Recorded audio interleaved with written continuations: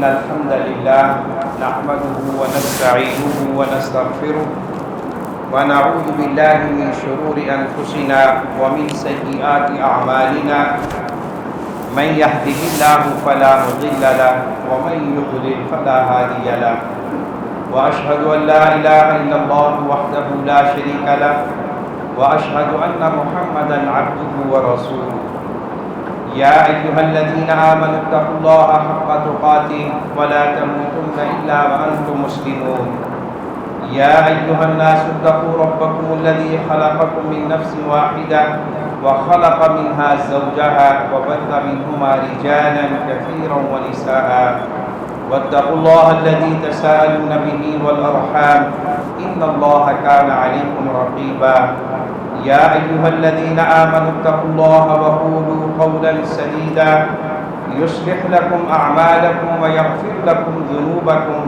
ومن يطع الله ورسوله فقد فاز فوزا عظيما أما بعد فإن خير الحديث كتاب الله وخير الهدي هدي محمد صلى الله عليه وسلم وشر الأمور محدثاتها وكل محدثة بدعة وكل بدعة ضلالة وكل ضلالة في النار أما بعد فأعوذ بالله السميع العليم من الشيطان الرجيم من همزه ونفثه بسم الله الرحمن الرحيم قل إن صلاتي ونسكي ومحياي ومماتي لله رب العالمين. قابل تکریم خواتین و حضرات، اللہ کے فضل و احسان سے آج ہم دنیا کے ایک بہترین دن سے گزر رہے ہیں. عشرہ ذو الحج کا یہ آج آخری دن ہے اور ایام تشریق کا پہلا دن ہے. یہ دن بہت ہی برکت والا ہے، عظمت والا ہے. اللہ کی کبریائی اور اس کی عظمت کو بیان کرنے کا دن ہے.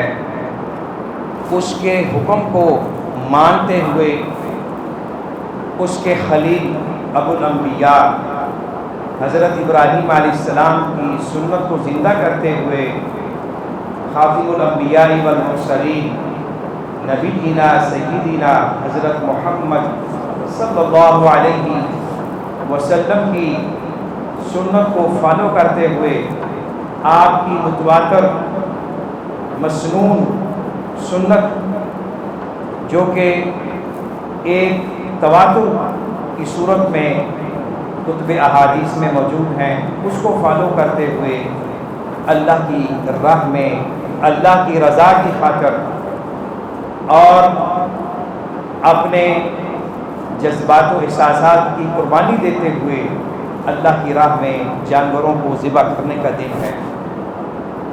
اسے ہم یوم قربان کہتے ہیں، یوم قربانی کہتے ہیں. قربانی کا معنی کیا ہے؟ اللہ رب العزت کی بارگاہ میں تقرب حاصل کرنا، اس کے قریب ہونا.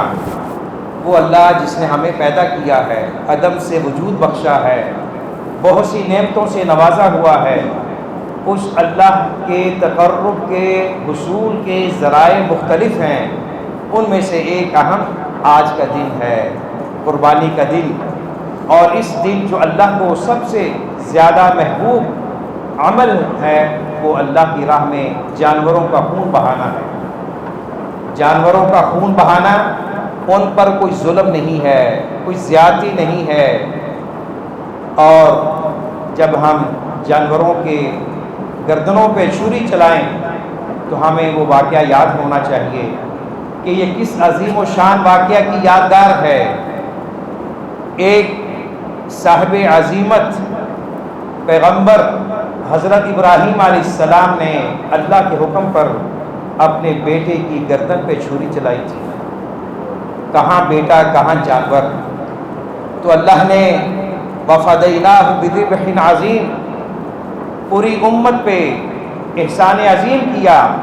بیٹے کو ذبح ہونے سے بچا لیا اور اس کی جگہ ایک مینڈا رکھوا دیا تاکہ لوگ اب جانوروں پہ چھری چلا کر اس سنت کو زندہ کرتے رہیں اور اللہ کا تقرب حاصل کرتے رہیں۔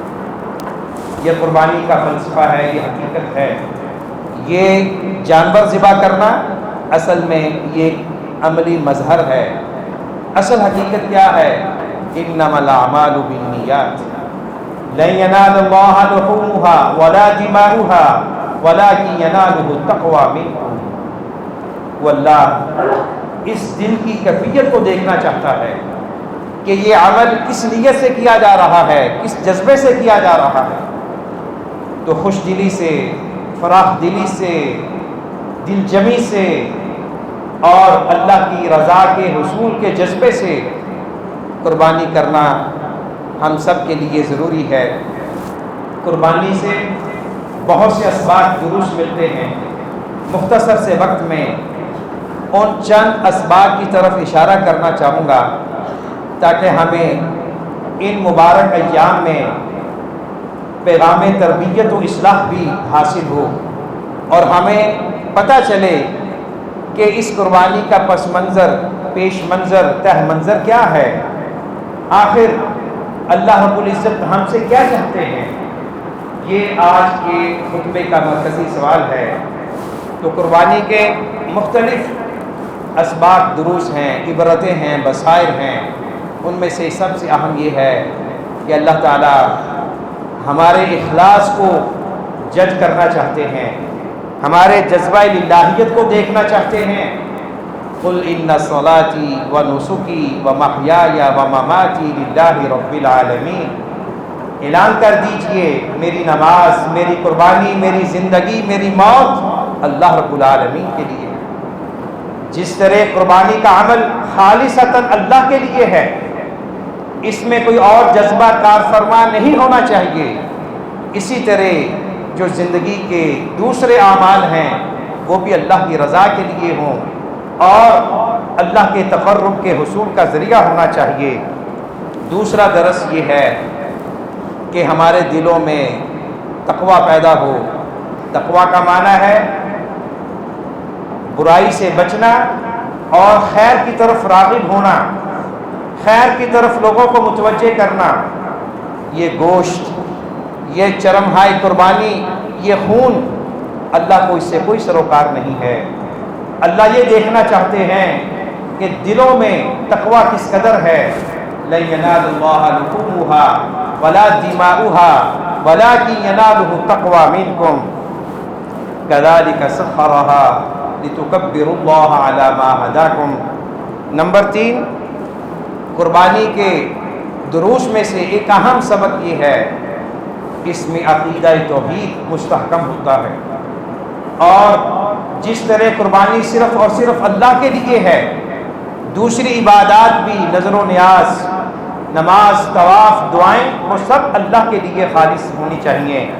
اس میں اللہ رب العزت کے ساتھ کسی کو شریک نہیں ٹھہرانا چاہیے، اور جس عظیم و شان پیغمبر کی یہ سنت ہے اس کے بارے میں اللہ نے کئی جگہوں میں فرمایا کہ وہ موحد تھا، یکسو تھا، مشرک نہیں تھا۔ ان ابراہیم کان امۃ قانتا للہ حنیفا ولم یک من المشرکین۔ چوتھا سبق یہ ہے کہ ہم اللہ کے شکر گزار بندے بن جائیں۔ کذالک سخرناها لکم لعلکم تشکرون۔ اللہ نے جانوروں کا ذکر کیا، ان کے مسخر ہونے کا ذکر کیا، کس لیے؟ اللہ کہتے ہیں تاکہ تم ان جانوروں کا گوشت کھاؤ، ان کے ذریعے بزنس کرو، اپنی معیشت کو مستحکم کرو اور اللہ کا شکر ادا کرو۔ یہ قربانی ہمیں مقام تشکر و امتنان کی طرف متوجہ کرتی ہے۔ پانچواں درس یہ ہے کہ یہ قربانی اللہ رب العزت کے اس حکم کی تعمیل ہے جس میں اللہ نے فرمایا کہ ابراہیم علیہ السلام کی ملت کی اتباع کیجیے۔ ثم اوحینا الیک ان اتبع ملت ابراہیم حنیفا وما کان من المشرکین۔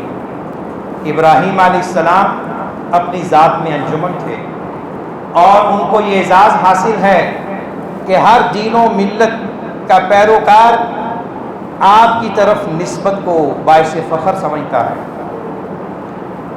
اور حقیقی معنوں میں آپ کے متبعین وہی ہیں جو حضرت محمد صلی اللہ علیہ وسلم کو ماننے والے ہیں اور آپ کی اطاعت کرتے ہوئے حضرت ابراہیم علیہ السلام کی ملت کا اتباع کرتے ہیں، حج، قربانی، یہاں تک کہ نماز میں جب تک ہم حضرت ابراہیم علیہ السلام کا ذکر نہ کریں، ان کی یادگاروں کو بحال نہ کریں، ہماری عبادت قبول نہیں ہوگی۔ اور صبح و شام کے جو اذکار ہیں اس میں ایک یہ جملہ ہے وَعَلَى مِلَّةِ أَبِينَا إِبْرَاهِيمَ حَنِيفًا مُسْلِمًا وَمَا كَانَ مِنَ الْمُشْرِكِينَ، کہ ہم اپنے والد ماجد ابراہیم کی ملت پر صبح کر رہے ہیں، شام کر رہے ہیں، جو اللہ کے لیے یکسو تھے اور وہ مشرک نہ تھے۔ قرآن کریم میں، احادیث میں اس جملے کو بار بار کیوں دہرایا گیا ہے کہ آپ مشرک نہ تھے؟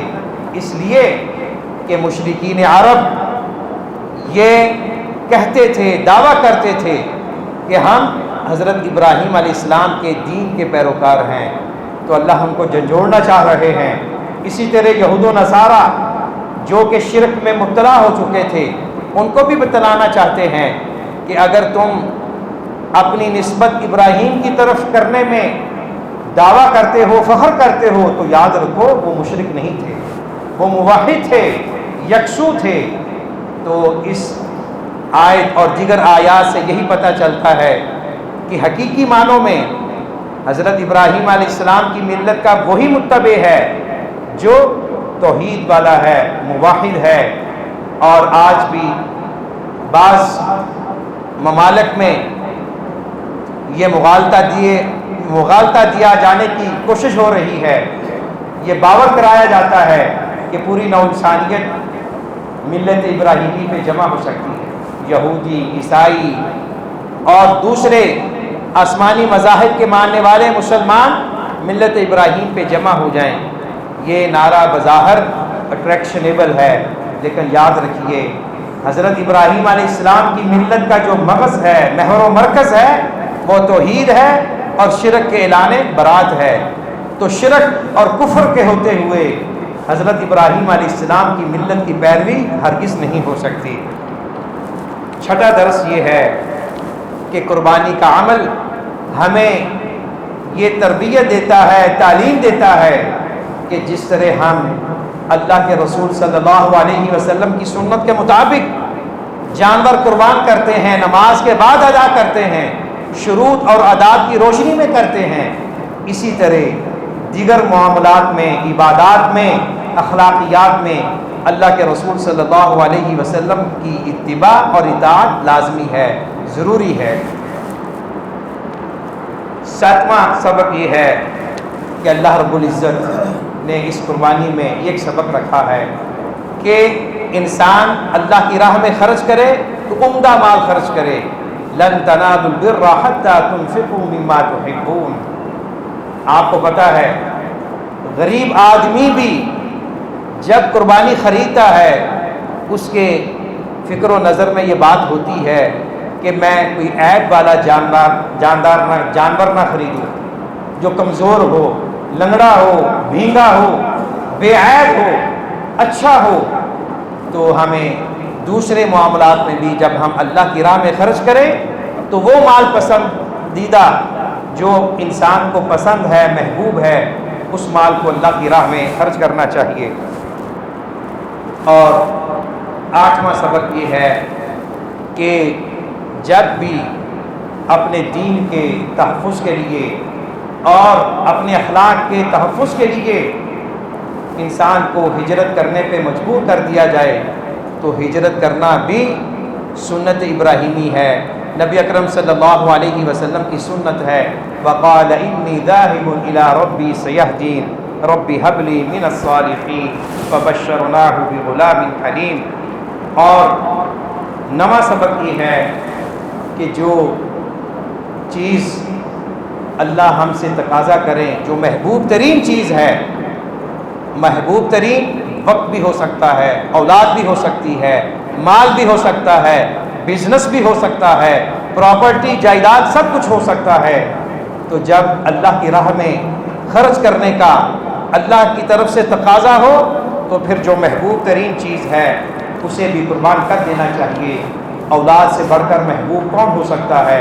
حضرت ابراہیم علیہ السلام نے بیٹے کی قربانی دے کر انسانیت کو، پوری امت کو یہ درس دیا ہے کہ اللہ رب العزت کے تقرب کے حصول کے لیے جب تک محبوب ترین چیز قربان نہ ہو تو اللہ کا منشا اور اللہ کا حکم پورا نہیں ہوتا۔ 10ویں چیز یہ ہے خدمت خلق، فَكُلُوا مِنْهَا وَأَطْعِمُوا الْبَائِسَ الْفَقِيرَ۔ قربانی کے، ہدی کے احکامات کے سیاق و سباق میں یہ حکم ہے کہ جو مسکین ہے، فقیر ہے، لاچار ہے، اس کو گوشت کھلاؤ، خود بھی کھاؤ، ان کو بھی کھلاؤ۔ تو اس سے خدمت خلق کا درس ملتا ہے۔ تو ہمیں چاہیے کہ جہاں ہم قربانی کا گوشت اپنے لیے ذخیرہ کریں، جائز ہے، کر سکتے ہیں، اپنے لیے استعمال کریں، وہاں جو وہ لوگ جو قربانی نہیں کر پا رہے ان کو اس عمل خیر میں یاد رکھنا چاہیے۔ اور سیکنڈ لاسٹ کہ جانوروں پر شفقت کرنے کا بھی درس ملتا ہے، ذبح کرنے کے آداب ہیں۔ جو لوگ کہتے ہیں کہ مسلمان جانوروں پہ ظلم کرتے ہیں، ان کو پتہ ہونا چاہیے کہ ہمارے نبی کی یہ تعلیم ہے، جانوروں پر جب چھری چلائی جائے اسے تیز کر لیا جائے، اسے اذیت نہ دی جائے، اسے تکلیف نہ ہو۔ تو یہ بھی ایک قربانی کا درس ہے۔ اور اسی ضمن میں یہ خصوصی درخواست کرنا چاہوں گا کہ قربانی بہت بڑا عمل خیر ہے، اور ہر عمل خیر میں طہارت، نفاست، پاکیزگی یہ ہمارے ایمان کا حصہ ہے۔ ہم کہیں ایسے نہ ہو جائیں کہ قربانی تو کریں اللہ کے لیے، لیکن راہ گزر لوگوں کے لیے، ہمسایوں پڑوسیوں کے لیے، اہل محلہ کے لیے، ان کے لیے ہم باعث تکلیف بن جائیں، باعث اذیت بن جائیں۔ یہ ہر قربانی کرنے والے کی ذمہ داری ہے کہ وہ جانور کی جو علائشیں ہیں اور جو اس کی غیر ضروری چیزیں ہیں وہ اسے ویسٹ کرے۔ اگر کہیں CDA کا انتظام ہے تو ٹھیک ہے، ورنہ ہر مسلمان کی ذمہ داری ہے۔ بڑے دکھ کے ساتھ کہتا ہوں کہ کتنے ہمارے مسلمان جو جانور ذبح کیے جا رہے ہیں اور اس کی جو گوجڑیاں ہیں، جو انتڑیاں ہیں، وہ گھر کے باہر پھینک دیتے ہیں، ہمسائے کے گھر کے سامنے پھینک دیتے ہیں۔ اس سے آلودگی پھیلتی ہے، اور بالخصوص ان وبائی امراض میں اس ذمہ داری کا احساس ہونا چاہیے۔ ان علائشوں کو، ان چیزوں کو ایک بڑے شاپر میں پیک کر کے اسے اپنی جگہ پہ محفوظ مقام پہ پہنچانا ہر ایک کی ذمہ داری ہے۔ اور آخری بات یہ ہے، قربانی کا یہ درس ہے کہ مسلمان اپنی خواہشات کو، اپنے جذبات کو، اپنے احساسات کو اللہ اور اس کے رسول کے حکم کے تابع کرے، اور جذبات، احساسات کو اللہ کے حکم کے تابع کرنے کا ایک عملی شکل یہ ہے کہ 5 وقت کی نماز ادا کیجیے۔ یاد رکھیے، پہلے نماز کا حکم ہے، اس کے بعد قربانی کا، فَصَلِّ لِرَبِّكَ وَانْحَرْ۔ کہیں ایسا نہ ہو کہ ہم ہزاروں لاکھوں کی قربانی کرتے جائیں لیکن بے نماز ہونے کی وجہ سے ہماری یہ قربانی اللہ کی بارگاہ سے رد ہو جائے، ریجیکٹ ہو جائے۔ اس سے ڈرتے رہنا چاہیے، اور اول تاخر اللہ کے حکم کو سمجھتے ہوئے اللہ کی رضا کی خاطر، اپنی آخرت کے بیلنس کو بڑھانے کی خاطر قربانی کا عمل کیجئے، تکبیرات کا اہتمام کیجئے۔ اللہ اکبر، اللہ اکبر، لا الہ الا اللہ، واللہ اکبر، اللہ اکبر، وللہ الحمد۔ دعا سے پہلے 2 گزارشات پیش کرنا چاہوں گا۔ نمبر 1، الحمدللہ اللہ کی توفیق سے، اس کے فضل و احسان سے، آپ حضرات کے تعاون سے مسجد کا جو بیرونی منظر تھا وہ آپ دیکھ رہے ہیں، الحمدللہ مکمل ہو گیا ہے۔ اس مناسبت سے میں سب سے پہلے آپ کے ساتھ اللہ رب العزت کے حضور شکر گزار ہوں کہ اللہ نے ہمیں یہ توفیق عطا فرمائی، اور پھر ان حضرات کا شکریہ ادا کرنا چاہوں گا جو اس محلے کے لوگ ہیں، اس محلے سے باہر کے لوگ ہیں، جنہوں نے لاکھوں میں، ہزاروں میں، یا سینکڑوں میں، یا رکوعوں میں مسجد کی تعمیر و ترقی میں حصہ لیا، اللہ رب العزت ان کو جزائے خیر عطا فرمائے، اور اللہ رب العزت ان کی اس نیکی کو قبول فرمائے۔ اور یاد رکھیں، مالی تعاون سے پہلے میری یہ ریکویسٹ ہے کہ تمام اہل محلہ یہ مہم چلائیں کہ گھر میں کوئی نوجوان بچہ بچی بے نماز نہ رہے۔ مسجد بنانے کا یہی مقصد ہوتا ہے، اہل محلہ کے لیے درس تربیت ہو، اصلاح ہو۔ مالی تعاون اپنی جگہ ہے، لیکن سب سے زیادہ اور اس سے بڑھ کر پہلے جسمانی تعاون چاہیے۔ مجھے خوشی ہوگی کہ تمام اہل محلہ یہاں مسجد میں آئیں، درس و تدریس میں شامل ہوں، 5 وقت کی نمازیں ادا کریں۔ گھروں سے آپ نکلیں تو آپ کے ہاتھ کی انگلی آپ کے بچے کے ہاتھ میں ہونی چاہیے، بچے کو ساتھ لے کر آئیں، یہی صدقہ جاریہ ہے۔ اور انشاءاللہ جب تک آپ کی اٹیچمنٹ مسجد کے ساتھ رہے گی، اللہ آپ سے خوش رہیں گے، گھر میں خیر و برکت ہوگی، اور آپ کی اولادوں کا مستقبل سنہری ہوگا، بہتر سے بہترین ہوگا، اور یہ ہم سب کے لیے لمحہ فکریہ ہوگا کہ ہم دنیا سے چلے جائیں اور ہماری اولاد بے نماز رہے۔ آج کل زندگی کا اعتبار پہلے سے زیادہ اٹھ گیا، زندگی بڑی بے معتبر سی ہو رہی ہے، آئے دن ناگہانی اموات سننے کو آ رہی ہیں۔ ان حالات میں ہمیں چاہیے اپنی اولاد کی تربیت کریں اس انداز میں کہ وہ ہمارے مرنے کے بعد ہمارے حق میں دعائے مغفرت کریں، دعائے بخشش کریں۔ آخری بات، پرسوں عالم اسلام کی ایک بہت بڑی عظیم شخصیت، ہمارے استاد محترم مدینہ یونیورسٹی کے پروفیسر، مسجد نبوی کے مدرس، علامہ ڈاکٹر پروفیسر محمد ضیاء الرحمن اعظمی اللہ کو پیارے ہو گئے۔ عرفات کے دن نماز مغرب کے بعد ان کا مسجد نبوی میں جنازہ تھا۔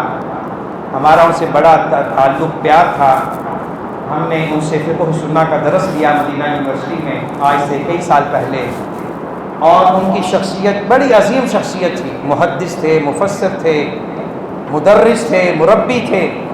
ان کی شخصیت کا ایک عظیم پہلو یہ ہے کہ وہ ہندو خاندان میں پیدا ہوئے، 16 سال کی عمر میں اللہ نے ان کو ہدایت کے نور سے مستنیر کیا، انہوں نے اسلام قبول کیا، اور جب وہ فوت ہوئے تو 20 کتاب کے وہ مؤلف تھے، رائٹر تھے۔ انسائکلوپیڈیا حدیث میں، انسائکلوپیڈیا قرآن کریم میں، اور بھی ان کی بہت سی کتابیں ہیں، ان کا صدقہ جاریہ ہے، بڑی عظیم شخصیت ہے۔ کل میں نے نماز جمعہ کے بعد ان کا غیبانہ نماز جنازہ بھی پڑھایا، تو آپ ان کو اپنی دعاؤں میں یاد رکھیں، اللہ تعالیٰ ان کو جنت میں اعلیٰ مقام عطا فرمائے، ان کی انسانی کوتاہیوں سے درگزر فرمائے۔ تو آئیے خلوص کے ساتھ دعا کیجیے، اللہ رب العزت ہمارے حال پہ رحم فرمائے۔ تمام عالم اسلام کو دعاؤں میں یاد رکھیں، جہاں جہاں مسلمانوں پہ ظلم ہو رہا ہے، کشمیر میں، شام میں، برما میں، دیگر ممالک میں، اللہ ان کی نصرت فرمائے، مدد فرمائے، اور اللہ رب العزت ہمیں آزمائشوں سے محفوظ رکھے، اور کرونا مرض سے اللہ تعالیٰ ساری نوع انسانیت کو محفوظ رکھے۔ اللہ اکبر، اللہ اکبر، لا الہ الا اللہ، اللہ اکبر، اللہ اکبر، وللہ الحمد۔ الحمدللہ والصلاة والسلام علی رسول اللہ۔ اللهم صل على محمد النبي الأمي وعلى آله وسلم تسليما۔ اللهم صل على محمد النبي الأمي وعلى آله وسلم تسليما۔ اللهم صل على محمد النبي الأمي وعلى آله وسلم تسليما۔ یا الہ العالمین، یا اکرم الاکرمین، یا رب العالمین، ہمارے گناہوں کو معاف فرما۔ یا اللہ، ہماری معاصی منکرات پہ اپنے فضل و کرم کا قلم پھیر دے۔ یا اللہ، ہمارے دلوں کو اپنے لیے خالص کر دے۔ یا اللہ، ہمیں نمود و نمائش کے جذبات سے محفوظ فرما۔ یا اللہ، للہیت تقویٰ کی دولت سے مالا مال فرما۔ یا اللہ، یہ خوشی کا دن ہے، مسرت کا دن ہے، یوم شادمانی ہے، یوم سعید ہے۔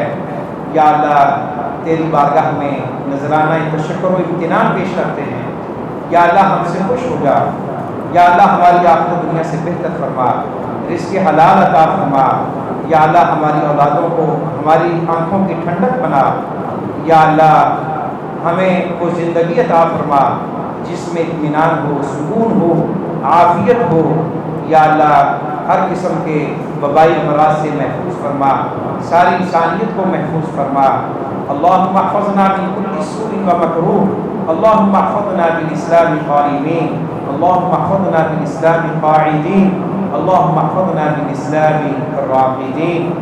اللہم انا نعوذ بک من البرص والجنون والجذام ومن سیء الاسقام، اللہم اشفنا بشفائک وداونا بدوائک، اللہم ارفع عنا البلاء والوباء والربا والزنا والزلازل والمحن وسوء الفتن ما ظهر منها وما بطن، اللہم اذهب الباس رب الناس واشف انت الشافی لا شفاء الا شفاءک شفاء لا یغادر سقما۔ یا اللہ ہمارے والدین، اعزاء و قاری، محسنین، اساتذہ کرام، علماء دین جو تیری بارگاہ میں پہنچ چکے ہیں، اللہ سب کی بخشش فرما، مغفرت فرما، ان کے درجات بلند فرما۔ یا اللہ ان کی حسنات کو قبول فرما، ان کی زلات تقصیرات سے یا اللہ درگزر فرما۔ یا الہ العالمین ہمارے دلوں کو نور کتاب و سنت سے منور فرما، نبی اکرم صلی اللہ علیہ وسلم کی اطاعت کی توفیق نصیب فرما۔ یا اللہ ہمیں صرف اور صرف اپنی بندگی، اپنی عبادت کرنے کی توفیق نصیب فرما۔ یا اللہ عقیدہ توحید پر قائم دائم رکھنا، عقیدہ توحید پر ہم سب کی وفات ہو، ہمیں ان خوش نصیب لوگوں میں شامل کرنا مرتے وقت جن کی زبانوں سے کلمہ توحید بلند ہوتا ہے، من قال لا الہ الا اللہ دخل الجنہ۔ یا اللہ کل قیامت کے دن قرآن کریم کی سفارش نصیب فرمانا، نبی اکرم صلی اللہ علیہ وسلم کی شفاعت نصیب فرمانا، آپ کے دست مبارک سے حوض کوثر کا پانی نصیب کرنا۔ یا اللہ ہماری قبروں کو بھی منور کرنا۔ یا اللہ جب ہم اس دنیا سے رخصت ہوں، یا اللہ تیرے بندے ہوں، یا اللہ ہمارے معاملات تیرے ساتھ، تیری مخلوق کے ساتھ درست ہوں، ہمارے کندھوں پر لوگوں کا بوجھ نہ ہو۔ یا اللہ جو نوجوان والدین کے نافرمان ہیں، اے اللہ ان کو ہدایت نصیب فرما۔ یا اللہ ان کو اپنے والدین کے لیے آنکھوں کی ٹھنڈک بنا۔ یا اللہ تمام بیماروں کو صحت کاملہ عاجلہ نصیب فرما۔ یا اللہ مسلمان جہاں جہاں مظلومیت کا شکار ہیں ان کی مدد فرما، بالخصوص یا اللہ اہل کشمیر کی مدد فرما۔ اللہم استر عوراتنا وآمن روعاتنا، اللہم احفظنا من بین ایدینا ومن خلفنا وعن ایماننا وعن شمائلنا ومن فوقنا ونعوذ بک من ان نغتال من تحتنا۔ یا اللہ ہمیں خلوص و وفا کے ساتھ ہر عبادت کرنے کی توفیق نصیب فرما۔ یا اللہ ہم سب کو پکا سچا نمازی بنا، ظاہری باطنی طور پر پکا سچا مسلمان بنا۔ یا اللہ جن بزرگوں نے، جن بھائیوں نے، جن بہنوں نے دعاؤں کے لیے کہا ہے، اے اللہ ان کی دعاؤں کو قبول فرما، ان کی حاجات کو قبول فرما، ان کی ضروریات کو پورا فرما۔ یا اللہ جو رزق کی وجہ سے پریشان ہیں ان کو رزق حلال عطا فرما، صدق مقال عطا فرما۔ یا اللہ ہمارے دلوں کو صاف پاک فرما، ایک دوسرے کے ساتھ احترام شفقت کے جذبات عطا فرما۔ یا اللہ امت میں اتحاد نصیب فرما، اتفاق نصیب فرما۔ یا اللہ ہمیں اپنے اور اپنی مخلوق کے حقوق ادا کرنے والوں میں شامل فرما۔ ربنا آتنا فی الدنیا حسنہ وفی الآخرۃ حسنۃ وقنا عذاب النار وقنا عذاب القبر وقنا عذاب الحشر وقنا عذاب المیزان۔ ربنا تقبل منا انک انت السمیع العلیم۔ یہ دعائیہ جملہ بار بار پڑھیں، قربانی سے پہلے، قربانی کے بعد، قربانی کرتے ہوئے۔ بڑی عظیم دعا ہے کہ اللہ تو قبول فرما لے، اے اللہ تو قبول فرما لے، اے اللہ تو قبول فرما لے۔ ربنا تقبل منا انک انت السمیع العلیم وتب علینا انک انت التواب الرحیم۔ سبحان ربک رب العزۃ عما یصفون وسلام علی المرسلین والحمد للہ رب العالمین۔ میں تمام اہل مسجد کو اپنی طرف سے، تمام بھائیوں